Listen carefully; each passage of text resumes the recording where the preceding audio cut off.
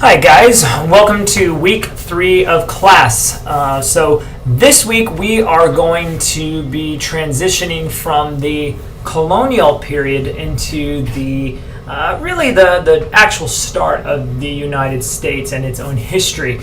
And so we're going to be tracing how events unfolded that sort of moved loyal colonials to a state of revolution and rebellion. Now, the traditional narrative has it that Britain taxed its subjects and the colonials rioted against this, claiming no taxation without representation. And indeed, there were a series of taxes that were levied against the colonials, and that is a significant facet of what caused the American Revolution, but it isn't the only cause. Right?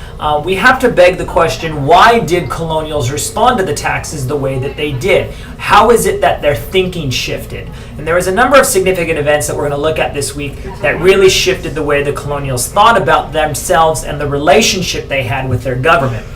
Principally, we're going to be looking at the Enlightenment with a focus on the philosopher John Locke, and we'll also be looking at a religious movement known as the First Great Awakening. And as the lecture will talk about, both of these movements really fostered a sense of individualism and identity among Americans themselves, excuse me, who by this point have basically begun to think of themselves as Americans and not necessarily as British subjects, okay?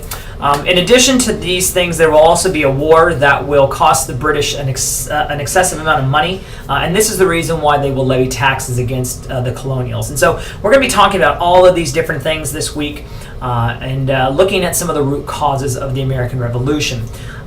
This week, the last thing I want to say, well, two things, but this week there is an extra credit assignment that you can see. It's to assess an image known as the Bloody Massacre, which was created by Paul Revere, which depicts the Boston Massacre. This week, what you're going to do, if you want to respond to that, you don't have to, but if you want to respond to that, you're going to respond to it directly on that video that you see in the folder for this week. It's called a voice thread. You can leave behind a video message, a voice message, or you can just do a written typed message. And basically, you're just going to be assessing that image. There's instructions on there from me that you can see. The last thing that I want to leave you with before we go here is that you need to be thinking about what you want to do for your first PowerPoint presentation.